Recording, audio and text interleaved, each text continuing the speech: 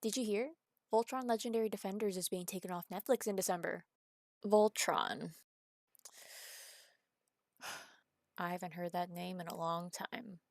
So Voltron's just gonna be gone? In case you don't know what I'm talking about, Voltron Legendary Defenders is a reboot of an anime from the 1980s. Said anime has had quite a few reboots since then, but nothing as notorious as Legendary Defenders. Mainly because of the fandom, but that's its own thing entirely. Legendary Defenders follows 5 pilots: Keith, Lance, Hunk, Pidge, and Shiro, as they fly 5 semi-sentient mechanical lines that can combine together to form a big robot man. Behind the scenes, they have 2 elven aliens called Alteans, Princess Allura and her advisor Coran, supporting them in battle from their castle ship, aka the Castle of Lions. Together, they fight against an alien race called the Galra and attempt to bring peace to the galaxy. It gained an audience after its first 2 seasons did spectacularly and drew viewers in with their engaging story. And Clance. People really wanted to see Keith and Lance together. Or Shiro and Keith, I guess, but I really don't want to get into the weird dynamic of that right now. After season 3, there was a notable dip in quality in the show, and it only got worse over time with a finale that left everyone dumbstruck by how bad it was, including me. But as the weeks went by, I eventually got over it and did my best to forget about Voltron as a whole. That is until I started to get bombarded by tweets letting me know that Netflix's rights to stream it were expiring and that I had 2 months to rewatch it. And with that timer now hanging over my head, I couldn't help but wonder, was Voltron really that bad, or did my 14-year-old self just let my Clance-obsessed brain muddle my experience? So, after a bit of deliberating, I decided to go for it. I decided to check and see if Voltron was really that bad, because a show that was so well received at first surely couldn't have had that big of a downfall, right? I hope it's not that bad. Just a note that I'll be ranking the seasons toward the very end for funsies. Alright, let's jump into my review slash rant slash spiral into madness. Obvious spoilers ahead.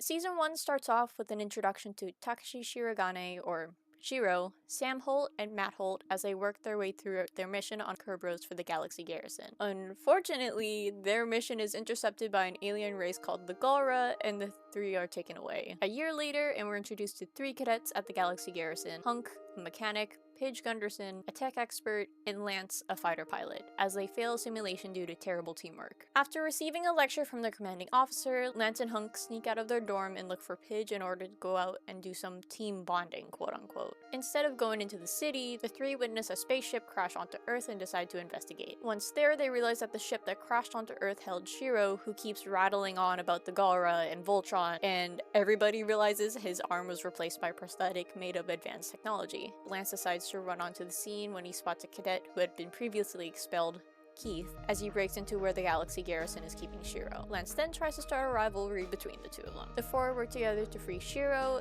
and hide out in Keith's shack, where he explains that he's been trying to follow some energy signatures he's found. Said signatures lead them to a cave where the team finds a giant mechanical blue lion that gives them a vision of Voltron after forming a bond with Lance. From there, Lance is quick to realize that the blue lion, or Blue, is somewhat sentient as it teaches him how to pilot her. She gives him directions to a planet we later learn is called Eris. Lance lands Blue and the team enters a futuristic-looking castle where they find 2 cryogenic pods containing Allura and Coran. Allura is freed from her pod and falls into Lance's arms, where he immediately starts hitting on her. This may seem insignificant, but it's unfortunately important for me to note Lance's crush on her. Allura asks who they are before some space mice also fall out of her pod, and she realizes that she shares a mental connection with them. Coran and Allura learn that they haven't only been asleep for 10,000 years, but their home planet, Altea, was destroyed by the Galra after they were put to sleep by Allura's father, Alfor. Alongside putting Allura and Coran into a sleep, he and the rest of the original pilots of the Lions, or Paladins, sent their lions off into hiding while keeping the Black Lion within the castle.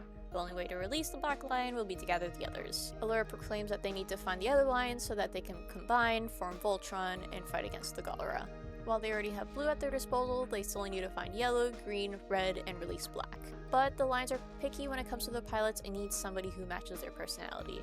A quick rundown: while we never get a description on Blue in the show, based off the guidebook, she's confident, friendly, and the most open to new pilots.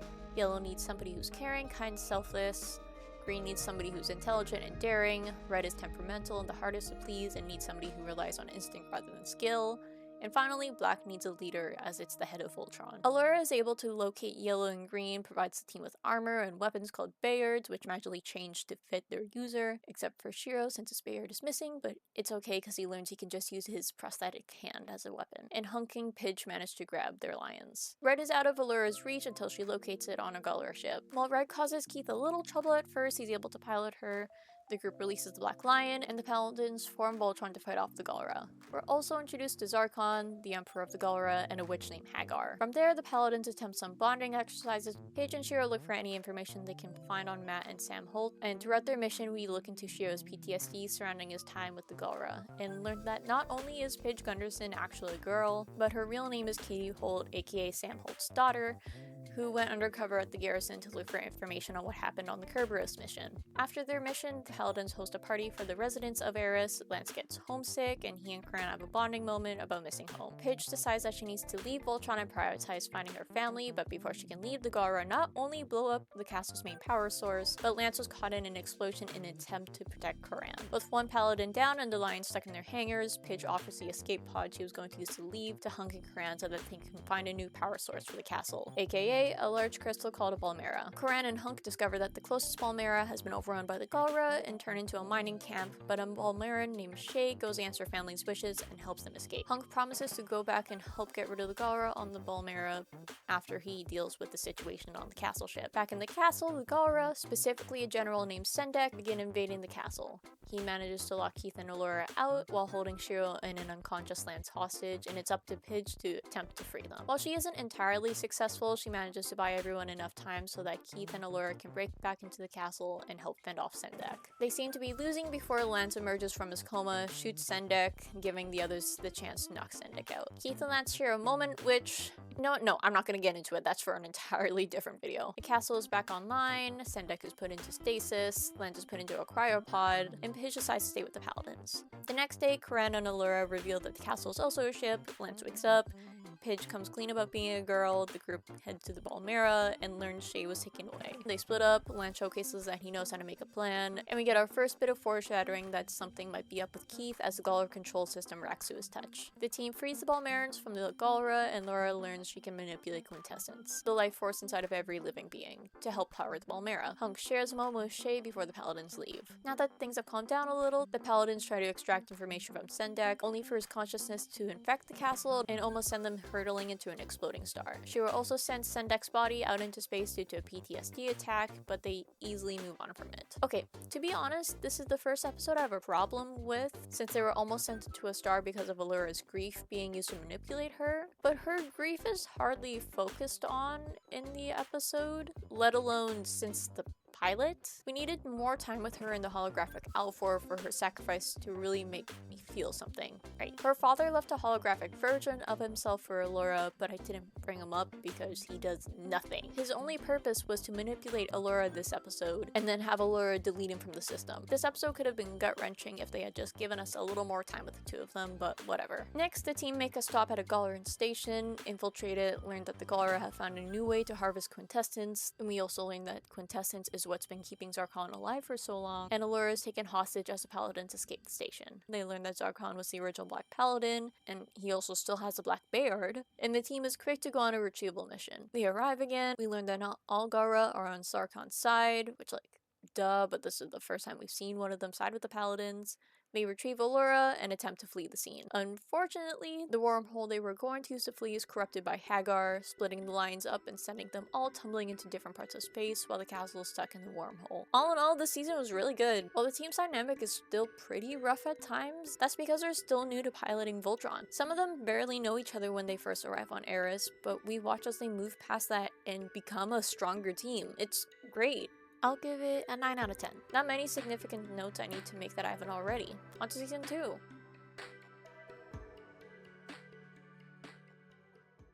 We pick up right where we left off as the team is split up. Allura and Corinne are stuck in the wormhole, but are able to pull out when they lock onto Pidge's distress signal. Hunk and Lance are almost brainwashed into staying in an underwater mermaid society, and Keith and Shiro are separated on a hostile planet, while the latter has a life-threatening injury. While separated from Red and desperate, Keith is accepted by the Black Lion and saves Shiro, who later tells Keith that if anything happens to him, he wants to keep the lead Voltron in instead. The group returns home, and Shiro realizes that a Galra named Ulaz had helped him escape from Zarkon and inserted coordinates into Shiro's arm. Once they follow those coordinates, they find Ulaz and learn of a Galra rebel group called the Blade of Marmora, and he provides them with a way to find them. While alone, Keith looks at a knife he's had on him all his life and realizes that it hosts a Galra symbol. Allura is suspicious of Ulaz, and her space racism towards the Galra becomes apparent, even after Ulaz sacrifices himself to protect the Paladins, as the Galra have somehow managed to find them. Next, the team head to Alcarion, where they learn of the Alkari, a race of aliens with a deep connection to nature, and use that connection to create advanced technology. Unfortunately, like many planets, the Alkari have been enslaved by the Galra, and it's up to Pidge to connect with the plant life around them to help save them.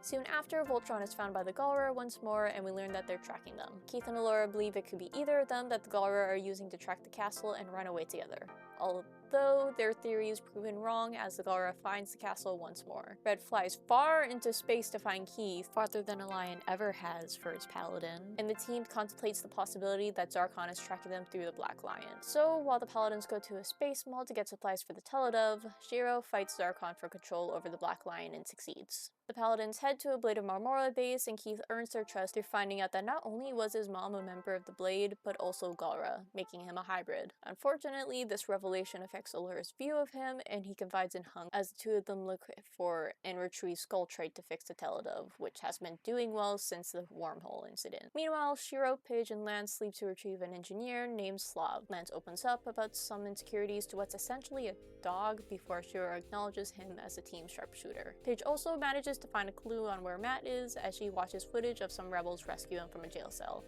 Meanwhile, Allura retrieves a Volmera. Now with everything in order, the team makes a plan to defeat Zarkon once and for all and utilize a Marmora member acting as a mole under Zarkon's nose. Allura apologizes to Keith for her space racism, and he uses his Galra ancestry to help the Paladins sneak into Zarkon's ship. Despite Keith's best efforts, the mole unfortunately dies, and the Paladins form Voltron when Zarkon shows up in his own mech. Allura discovers Hagar is Eltan, and Shiro fights Zarkon for control over Black one more time. At the end of it, Shiro wins and manages to retrieve his Bayard from Zarkon, but then he and the Black Lion are electrocuted by Zarkon. The team just barely wins the fight against Zarkon, and the Paladins make their way back to the castle, but are concerned when Shiro doesn't respond. They quickly learn that the reason for his lack of communication is because he's disappeared from the Black Lion's cockpit. Meanwhile, Zarkon has been thrown into a coma, and Hagar requests the presence of Zarkon's banished son, Lotor. While this season was a bit weaker, it was still fun. Focusing on Shiro and Keith was definitely the right call, taking what they wanted to do with Keith's arc in the future, and while I personally found bits a little boring, that's just because the two of them aren't my favorites. Objectively a good season though. 8 out of 10.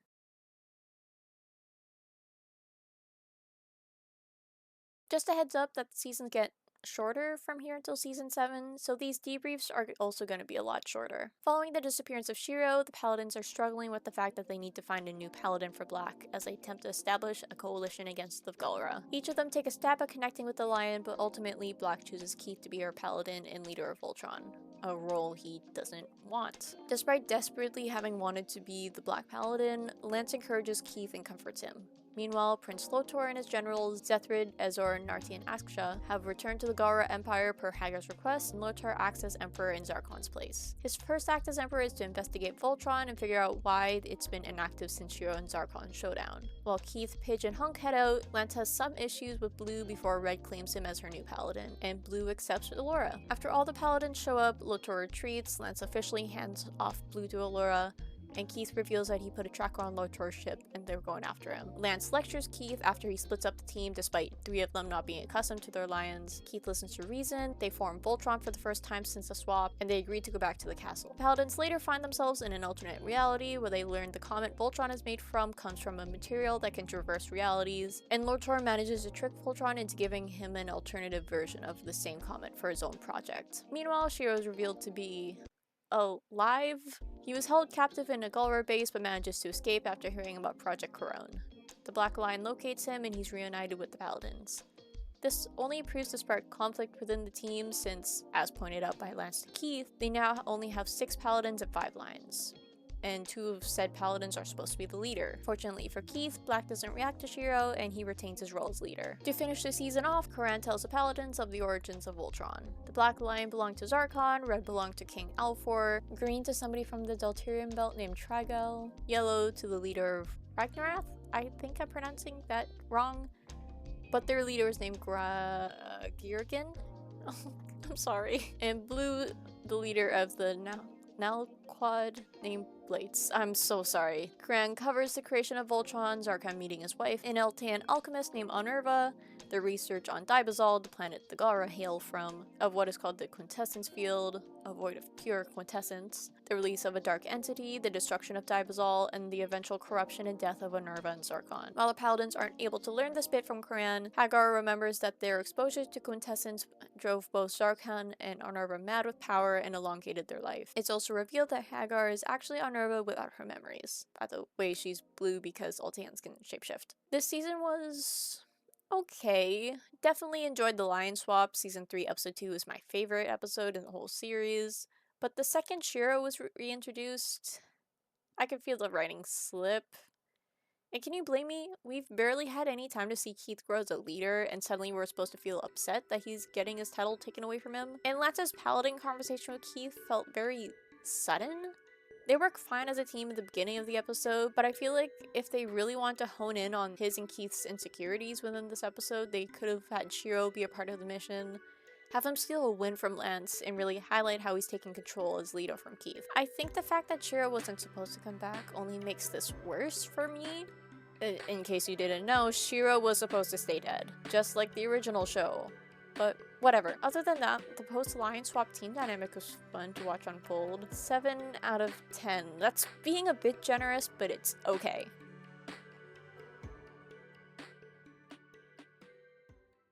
Keith has been pulling away from the team, and this decision was definitely a choice. For some reason, it's Allura who tries to tell him to get his head in the game, and not Shiro or Lance. You know, his brother and right-hand man? Anyways, the Paladins put on shows to help grow the coalition, and Keith spends so much time away from Voltron that Black is forced to re-accept Shiro and let him become the Black Paladin again, which is actually exactly what Keith wanted. With this, Keith officially leaves the team and joins the Blade of Marmora. Pidge later goes on a solo mission and finds Matt. She brings him back to the castle, reunites him with Shiro, and Matt and Pidge have some sibling bonding time. Meanwhile, Hagar recovers from the realization she's a Nerva. Lortor receives hostility after the Galra learn he's been using the comet for his own project, and he and his generals are labeled as enemies of the Empire by a freshly awoken Zarkon. Lortor learns of Nardi's betrayal and kills her. Paladins continue to put on shows before they plan an attack with the Blade of Marmora and the rebels they brought into their cause. In case the audience wasn't aware, Lortor states that he's half Altan to his generals who are considering turning on him for what he did to Nardi. While Actra seems hesitant at first, she eventually agrees as Lortor plans how to enter the quintessence field. They knock him out, but Lortor escapes. The Paladins land Voltron on a planet, only for it to be restrained. Due to this, the Paladins continue the mission on foot, and Allura and Hunk realize that Hagar is trying to turn the planet they're on into a bomb. When Allura fails to cancel out the Altan spell Hagar is using, the Paladins return to Voltron and attempt to escape whatever is restraining them. Lance realizes that Allura's magic may be able to help them, and he gives her a little pep talk that helps her manipulate Voltron's quintessence and get them off the planet. Meanwhile, a Galra fleet is defending said planet, and Keith feels that the only way to get rid of the shield around the ship is to sacrifice himself and destroy the ship he's on. And the only reason he's not able to is because Lortor beats him to destroying the ship and shield himself. In the process of destroying the shield, Lortor also destroys the Galra ship and disrupts Hagar's attempt at using the planet as a bomb. The season ends with Lortor proposing to speak to the coalition. This season was so boring. Like, I skipped over a lot of stuff just because it wasn't relevant at all. I don't know. Maybe it's because Lance is my favorite and he got basically no scenes this season, but it was all just so meh. Other than Pidge and Matt finding each other. That was one of the only good episodes of the season. God, this next bit is going to be rough, isn't it? 5 out of 10. Now that we're halfway through the show, I just want to jump in and introduce you to our sponsor. Me, Ivan Etsy. Please support me. But in all seriousness, I sell stickers, art prints, button pins, and acrylic charms. If any of those interest you, my Etsy shop is linked in the description, and any support would be amazing. Thank you so much. Back to the video.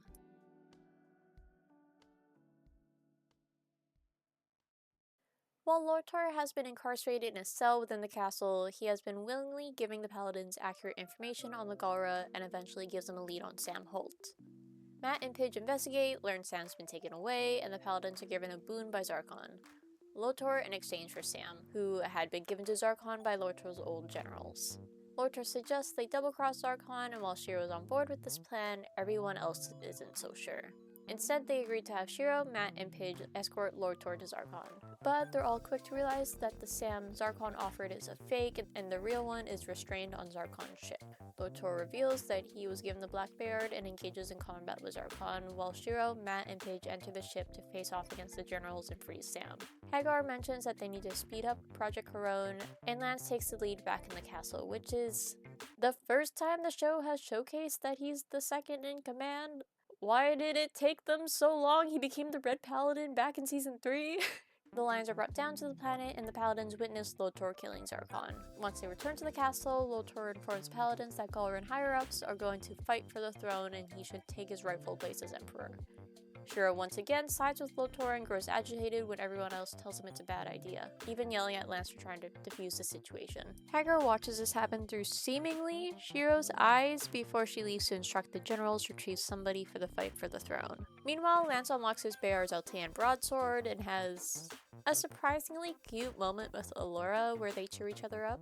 The Paladins are sent on a mission to Alkarion, and it's rough enough that they all need to enter the astral plane through their bond to gain enough power to keep going. They're able to power up Voltron, rejoin the fight, except for Lance and Shiro.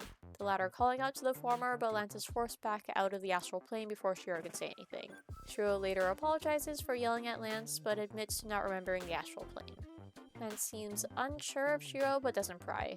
Meanwhile, the generals reveal that they've found Sendek for Hagar so that he can compete to become emperor. Shiro, once again, goes against the wishes of the Paladins by bringing Lotor to fight for the throne. Lotor wins and becomes emperor. Keith is sent on a mission to get in contact with a blade undercover in the Empire named Corellia. He quickly finds her and the two work together before they're found out.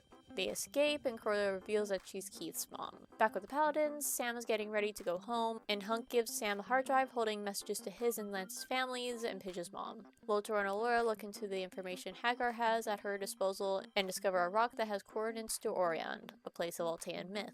The ship approaches Orion, and the Paladins are quick to realize only worthy Alteans may enter as Lotor and Allura's markings begin to glow. They're accepted into Orion by the White Lion guarding the realm, and the two face a multitude of tests. While Lotor fails their final test, Allura is able to learn the secrets of Orion. Meanwhile, Lance is freaking out over Lotor and Allura going on their little date, and the others ask Shiro to take him out so he can calm down. While Lance sulks, Shiro admits to Lance that he isn't feeling like himself. Lotor and Allura return, and Hagar approaches Orion. This season was definitely a step up from season 4 in my opinion, but it was also definitely rocky and boring to some areas. Just kind of meh. 6 out of 10.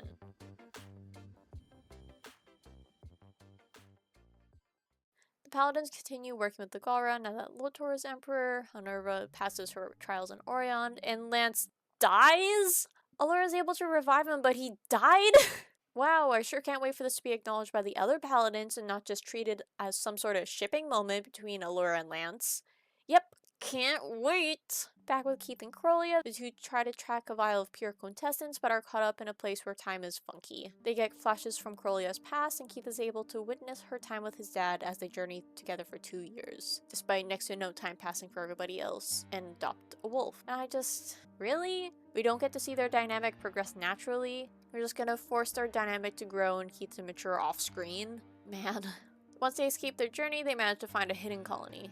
One that holds Alteans. Meanwhile, Lotor and Allura work on a ship together, and Lance vents to Allura space mice that he loves her, and they rat him out to her. The Paladins play Space D&D before Allura and Lotor heads into the Quintessence field. While gone, Keith, Corellia, the wolf, and an Altean named Rommel arrive at the castle and tell the rest of the Paladins that they were Alteans who survived Altea's destruction. Lotor sought them out to create a colony, manipulated his subjects who viewed him as a god, and soon began to lure those he deemed as quote-unquote worthy out of the colony so he could harvest their quintessence, killing them. Unfortunately for Allura, she's been developing feelings for Lotor ever since he became emperor, and she's told of Lotor's insanity right after they kiss. Cue the worst breakup imaginable. Right as everyone turns on Lotor, Shiro succumbs to Hagar's hold on him. Shiro takes Lotor, runs off, Keith becomes a Black Paladin again, Shiro gives Lotor to Hagar, and he leads Keith away to what is revealed to be a cloning facility. A cloning facility filled with Shiro clones. Hagar reveals herself as Minerva to Lotor, but he rejects her and Aksha attacks Hagar, revealing that she's been acting as a double agent for Lotor. He requests his generals return to his side and they roll with it. Keith and Shiro fight in a beautifully animated sequence. Keith tries to get through to Shiro, the clone scars Keith's cheek. Keith cuts the clone's arm off, wins the fight, and the two fall as the facility crumbles around them. Keith is sent to the astral plane where he talks to the real Shiro, who admits to having died during his battle with Zarkon, before Keith wakes up in the Black Line with the unconscious clone. Back in the castle, Lance tries to cheer Allura up, Keith lets him know that he's heading back, and the paladins head out to stop Lotor from entering the quintessence field. Lotor proclaims that he's going to kill every Gaular in his path and accidentally turns his generals against him once more. Lotor reveals that the ship he and Allura were working on was secretly a mech, or Robeast, and he engages in a fight against the paladins and showcases how his mech can teleport by ripping through realities. Unfortunately, Keith is too far away so they can't form Voltron. Keith hears that his team is struggling and requests the real Shiro's help getting to them. He unlocks the Black Lion's wings and gets to the others in an instant. They form Voltron, enter the quintessence field, and leave Lotor for dead when they realize that quintessence is corrupting everyone inside. They realize Lotor ripping through realities has made their own unstable, and Karan decides he has to sacrifice the Castle of Lions by throwing it into the rift to stabilize it. They evacuate the castle and watch as it gets compacted into a crystal before they land on a nearby planet. Keith updates the paladins on what happened with Shiro, and Allura finds a way to transfer Shiro's consciousness into the clone's body, which I guess could be seen as payoff for Lance's death. She resurrected one paladin so she could learn how to bring another back. I don't know, maybe I'm just trying to salvage an unsalvageable situation. Anyways, they realize that they need a new castle, and Paige notes that she gave the Castle of Lions as schematics to her dad, who is currently back on Earth. With that said, it's time for the paladins to head back home. This season was... God, looking back at it, it wasn't the best, but it was okay. Better than season 4, at least. It was all just kinda I voiced most of my concerns in the actual summary, but one thing I haven't really talked about is Allurance and Lotora. Lotor and Allura have a bit of a romance arc this season, and if you couldn't tell from my previous season summaries, the main pairing they're trying to push is Allura and Lance. I won't get too into Allurance just yet, but I just want to say that Lotor and Allura's romance wasn't only a little forced, but it straight up ruins any romantic interaction with Lance and Allura, because it makes Allura seem unreachable for Lance. Okay, yeah, that's probably the point, but this late into the show, if Lotor and Allura had been something that happened, say, in season 1 or 2, and they were only now just trying to have Lance and Allura get together, I would have been fine. Allura would have had time to move past Lotor. But we have 2 seasons left after this, and it just kind of puts a bad taste in my mouth because now it makes Lance feel like a rebound, or that he's preying on Allura while she's down. Whatever, that's just my opinion. Anyways, not dwelling on this too much, that's for later, so let's just move on to the next season. Yay. 6 out of 10, and that's generous.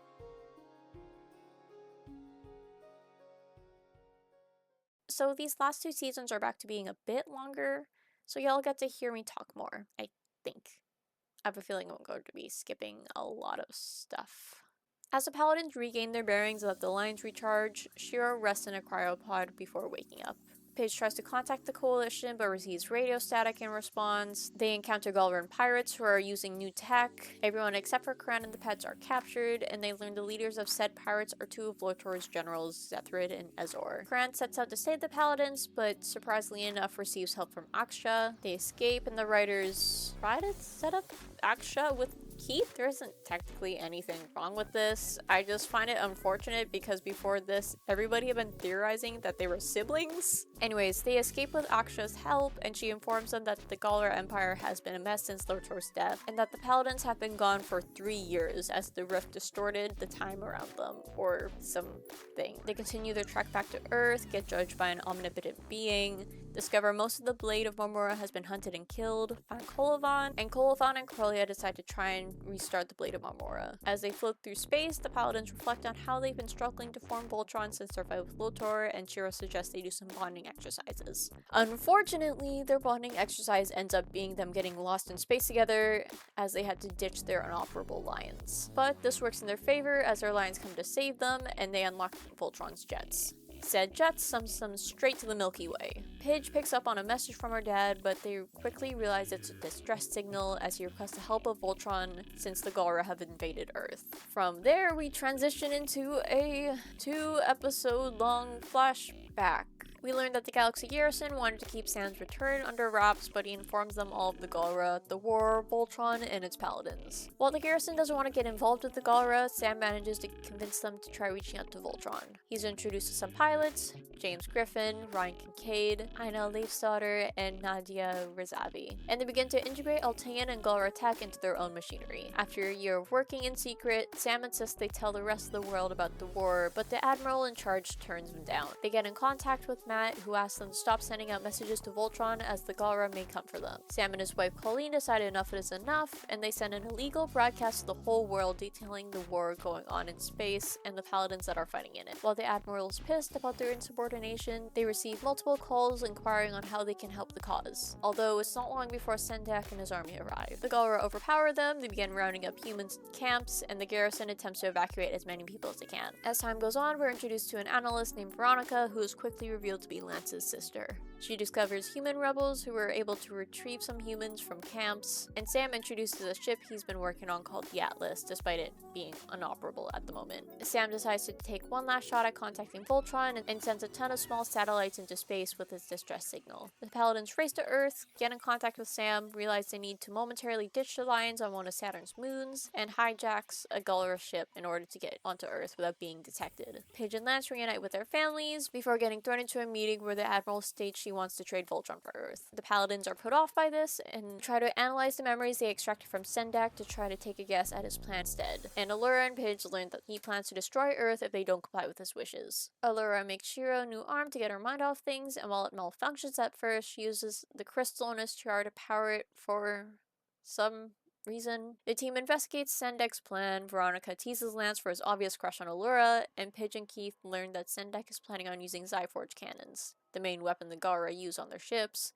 to destroy Earth. They try to figure out how to take them down, and Shiro suggests they call their lines to them. The Paladins split up to head to different cannons, Allura tells Lance to stay safe, and Veronica teases her brother again. Paladins attempt and succeed in calling their lines to them, all except Lance for some reason. Like, yeah, Red can be stubborn, but this confused me. Anyways, he almost sacrifices himself again in order to save his sister, but Red arrives at the last possible second. The Lions attack the cannons, but it becomes obvious that Sendak was expecting them before it's revealed that the Admiral is working with him in order to keep Earth safe. They power up a Zyforge cannon, Voltron takes the brunt of the attack, and the Paladins are handed over to Sendak before he turns on the Admiral and throws her in a cell. Gran realizes they can power the Atlas with the castle ship's crystal, Shiro becomes its captain, and they join the fight. Meanwhile, the Paladins wake up in their cells, and the Admiral lets them know that Sendak plans on converting the Zyforge cannon's blast to rip Earth apart. The Paladins discover they can connect with their lines and pilot them without being in their cockpits, and while this is really cool, it never happens again, and that was just... what? Anyways, they break themselves out, the Admiral sacrifices herself to save them, and they re-enter the fight and try to diverge the Zyforge cannon's blast. Shiro leaves the Atlas to power down one of the cannons, which happens to be on Sendak's own ship. He fights Sendak after successfully shutting the ship down, and the ship crashes onto Earth where Keith kills Sendak. They can't dwell on their victory for long as Arobi's crashes onto Earth and attacks Voltron. Arobi's puts up a fight, and it's revealed that it can sap quintessence from anything it strikes. The Atlas speaks to Shiro? Yeah, I don't know, but it lets Shiro know it can turn into a mech. The Atlas fights the Robeast, but it manages to down the Atlas and sap some of its quintessence. The Voltron hits it while it's firing up a charge, realizes that it's about to self-destruct and take out a big chunk of Earth, and the Paladins bring it up into space to avoid any casualties. The Paladins try to help Earth pick itself back up, and a few months later, it's revealed that the garrison has been recovering pieces from the road beasts, and Allura learns that an Altean has been piloting it. So season 7 was a lot of nothing. I'd originally been more positive about it while making my notes, but after doing the summary, I realized how much of the first half was just filler, which sucks because the first half was the good bit. The second we switch over to Earth, things get serious and the whole charm of the show is kind of lost. It gets dull, and when they do try to dip into humor, it feels off. Also, there's the whole Adam thing, which I'm not sure is even important enough to talk about. But also I feel like that's why I need to talk about it. So if you didn't know, leading up to this season, it was revealed that Shiro was not only gay, but also had a boyfriend before leaving Earth. They kept talking about and making a big deal out of Adam, so everyone expected he had a big role in season 7. And while yes, we see him in episode 1 while Shiro is reliving parts of his life, the next time we see him, he dies in a flashback. Sure, we see Shiro grieve him for a whole 5 seconds, but really? They barely even give off any blatant indicators that they're dating, and this goes for Ezra and Zethra too. Granted, it's a lot more obvious and becomes a little more upfront next season, but oh my god, 5 out of 10. Anyways, rant over, next season.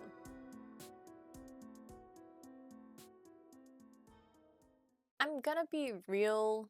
It's a miracle I got through this season sober. I swear to God, if I had been back in Canada instead of visiting family in Texas, I would have been gone by the end of the season. We start off with the Paladins and Garrison preparing to head back out into space, and Lance decides that this is the perfect time to ask Allura out. And then tells her he loves her in the kiss? She just had the worst breakup ever, but whatever, rough start I guess. While that mess is happening, Rommel interrogates the Roby Sultan pilot, and said pilot accidentally lets it slip that Unnerva sent her. Unnerva kills her for this, as she had been watching the interrogation from afar, and we learn that she has been manipulating Lotor's Altean colony into creating and piloting Robys since Voltron's disappearance. Back in the present, Voltron is able to bring a group of Galra on their side, split off from the Atlas to look for the Alteans, learn that the Robys harvested Alcarian's quintessence and stole their cubes, learn how to track the wormholes the Robys use to get around, they reconvene with the Atlas, and they bring Ezra and Zethra onto their side. These episodes were super dull, so I thought I'd just summarize them all for you really quickly. Now back with the Atlas, they talk about how the Robys have been sent to multiple planets and laid dormant. They realize the wormholes the Robys use all lead to Orion and head over. They realize Unnerva is harvesting the White Lion's life force, and the Robys shoot the Okari cubes with their quintessence, which lead into Orion's white hole. The White Lion dies, and Lotor's mech emerges in its place. Although something is obviously off as Lotor's mech attacks a nearby Robys who had previously defended him. Unnerva manages to escape, the white hole begins to collapse, and Voltron and the Atlas need to flee. Next, we learn that the Garrison have been retraining the Robys pilots and have been attempting to interrogate them to no avail. Allura grows frustrated by this, Lance calms her down and drops the L word again, and the Hunk manages to get through to the Alteans by baking them a traditional Altean dessert. Although, despite getting them to open up, Unnerva still attempts to kill one of them for revealing her plans. Allura manages to extract the entity Unnerva had placed within the dying Altean and begins to feel ill around its presence. The entity, or Unnerva, it isn't that clear. Anyways, one of them begins to make Allura hallucinate, making her see Lance for a moment before switching over to Lotor. The false Lotor attempts to convince Allura to accept the entity into her, and while she's hesitant, the entity switches over to her mother and pushes her to accept it, and she's hospitalized immediately. Before we move on, let me just say that having Allura be swayed by Lotor throughout this episode and not say, I don't know, her boyfriend was certainly a choice. Doesn't give the impression that she's still hung up on Lotor at all. Sorry. The Lotor and Allura situation makes me really upset. Anyways, Allura wakes up after 2 days, and she feels a bond has formed between her and Unnerva. She suggests they utilize this bond to enter her mind and find out what she's planning. While the Paladins are hesitant at first, they all agree to use their connected lion bond to discover Unnerva's plan. They're able to manifest versions of their lions and fly through their bond with Unnerva, but are met with a roadblock when they are separated and forced to fight against silhouettes, who are quickly revealed to be the original Paladins, minus Sarkon. He's kind of just been left behind. Unnerva not only had been the one to kill them, but also trapped their quintessence in the lions. Their lions get through to the original Paladins. The team all have heart-to-hearts about how similar they are to the original pilots, except for Lance, who only gets a conversation about how he and Alfor love Allura, and they all reunite and head deeper into Unnerva's mind. They fight guardians of her mind, delve into her memories, learn Lotor isn't actually alive but melted into his mech, discover Zarkon's consciousness, and uncover that her plan is to traverse realities and reunite with an alternate Lotor and Zarkon. They exit Unnerva's mind and Allura is knocked out. Unnerva realizes that Voltron is aware of her plan and gets into her new mech that can see into different realities. While Allura is out, Hunk, Karan, and Rommel leap to retrieve a Balmera. Lance wakes Allura up with the power of love, I guess, and Allura opens a teleduff for Hunk, Karan, and Rommel. Although Unnerva uses the Balmera Hunk brought over to power her mech and fuses her and Lotor's together. We watch Voltron form one last time before Unnerva jumps into a different reality. A bunch of Balmeras arrive somehow and use their power to fuse Voltron to the Atlas, making it so they can both follow Unnerva while Karan keeps the rift in reality stable. They follow Unnerva, and right as she thinks she's both lost Voltron and found her ideal world, Lotor and Zarkon reject her as Voltron arrives. Filled with rage, Unnerva enters a space outside of realities and begins just killing everything, I guess. Voltron tries to stop her, but the most they can do is send all 6 paladins and Unnerva into the collective consciousness of all existence. There, Allura makes Unnerva see reason, and they both realize that the only way to save all realities is to use the magic they learn on Orion, but it'll cost them their lives? You're just gonna kill Allura? That definitely is a choice, and is Lance Altean now? What? He's not. I think we've all agreed that his marks are just a goodbye gift and fan service because Altean Lance was a really popular theory back in the day, but really? Anyways, they exit the consciousness and learn that not only did Allura and Unnerva save all realities, but they brought back Altea and Diabasol. We get a little time jump to 1 year later and learn that every year they're going to hold a celebration to honor Allura. The team catches up, and in the dead of night, their lions leave for some reason. Supposedly to go to Allura, if we're going by their little end credit image. We also get little snippets concerning the Paladin's futures. Pidge and her family help teach the next generation of heroes. Hunk uses food to help cultivate diplomacy. Keith converts the Blade of Marmora into a relief group. Shiro retires and gets married. And Lance becomes a farmer hung up on his dead girlfriend. God, okay, I have so many thoughts about this season and almost none of them are good. The episodes were bland, the first half was very fillery, and the romance was forced as hell. You know what, I'm not gonna beat around the bush. Let's talk about the romance in the show.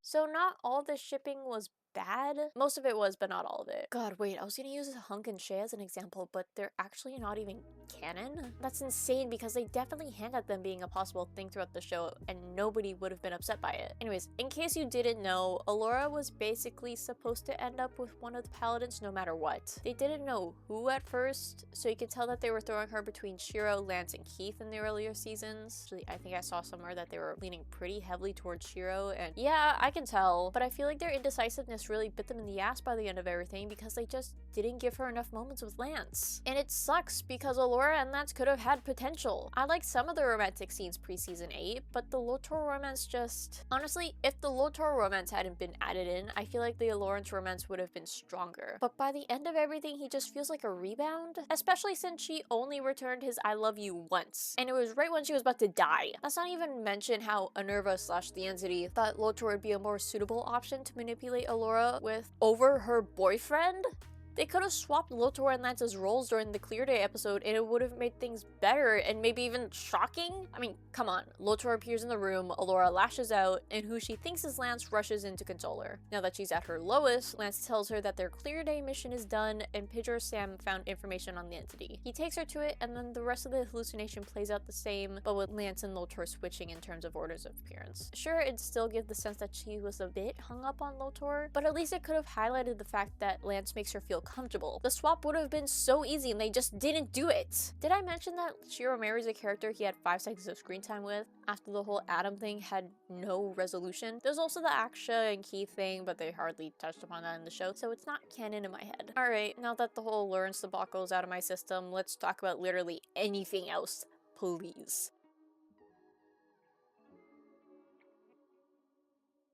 Let's just do a quick little ranking to help get my mind off the stress that is this show's romance. First place we have Season 1. and season 2 had a close second. Both just managed to balance the humor and serious tone of the show incredibly well, and while season 3 falters a bit in this regard, we still get some good episodes, so that brings season 3 in at 3rd place. The Keith versus Shiro fight was sick, and I personally love the potential Lance's death in the Mega Shield could have had, so season 6 comes in at 4th place, with season 5 not too far behind in 5th. Season 4 was just boring, but still held on to the show's charm, so it comes in at 6th place. Season 7 is in 7th place with its okayish first half and dull second. And finally, season 8 comes in at 8th place with its forced romance and dull scenes.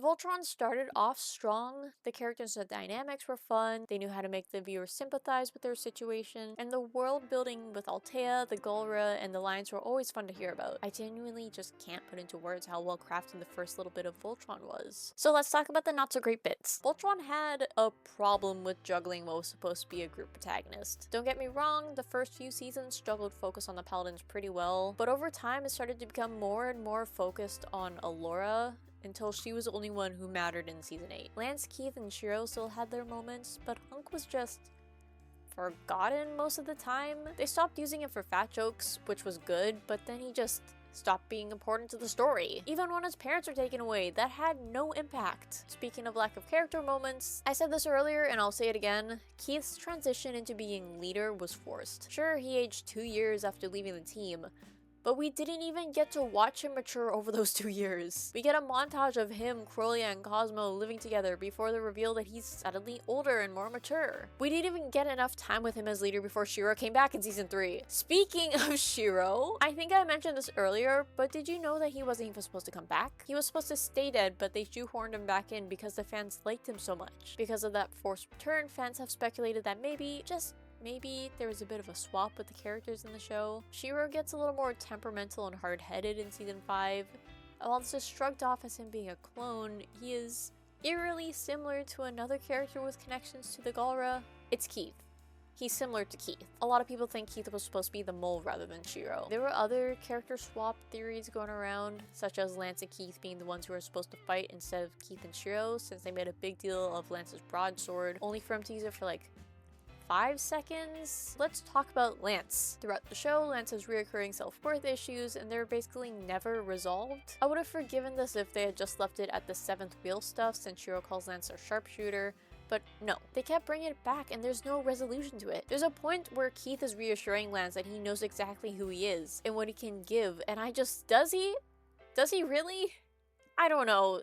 They kind of just forgot about him as a character and turned him into just Allura's boyfriend, who she had no chemistry with. Also, for those of you who have actually watched Voltron, did season 7 and 8 feel like entirely different shows to you? Like, maybe it's just the lighting was different, but I don't know, it felt weird. Alright, this is more of a nitpick, but there was next to no acknowledgements of the Lion Swap post. Well, Lion Swap. He didn't even say goodbye to Red like Lance had with Blue, and I just wish we got something like that, since he clearly cares for his original lion. We did get a bit of a wink wink nudge nudge at the end where both Keith and Lance react to Red leaving while also reacting to Black and Blue, but I wish there was a little more, you know? Again, that's more of a nitpick.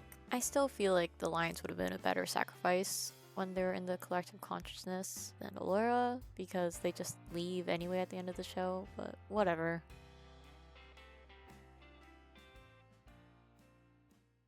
So, was Voltron that bad? I don't know if you can tell from my commentary, but yeah. But despite its flaws, I still enjoyed this watch through for the most part. I honestly didn't even think I'd ever go back to it, but seeing the Paladins again was really fun and reminded me of why I enjoyed this show so much and why I hated it. Even in the later seasons, which I'm obviously very vocal about disliking, there were still episodes I enjoyed, like the episode where Kincaid and Rizabi document life on the Atlas. That was fun and still pushed the plot forward. Sure, it was mostly filler, but it kind of also made their trek feel more real in a sense. If you for some reason want to watch this show for yourself, I absolutely skipped a lot of what happened, so you'll have tons of new content to take in. It should still be up on Netflix and ready for you to binge until December 7th. With that, thank you so much for watching. I do kind of plan on making 1 or 2 more videos on Voltron after this. While I've already talked about the Latora versus Allurn situation, I think it would be fun to go in depth with it in a future video, or maybe talk about Lance in general, because god, I barely even talked about the train wreck that is his characterization. Yep, those are the only 2 topics that I will maybe talk about when it comes to this show. Nothing that haunts it in any way, shape, or form that relates to either of the Red Paladins. Nope, not at all. Anyways, you just listened to me ramble about Voltron for who knows how long, but I'd like to hear from you. How do you feel about Voltron? Did you also witness the horrors of the fandom while it was still running? Let me know in the comments. Please consider liking and subscribing if you enjoyed this rant analysis thing. I make art and commentary videos, and your support would mean the world to me. My Etsy shop and social links are also linked in the description if either of them interest you. I'll see you next time. Bye!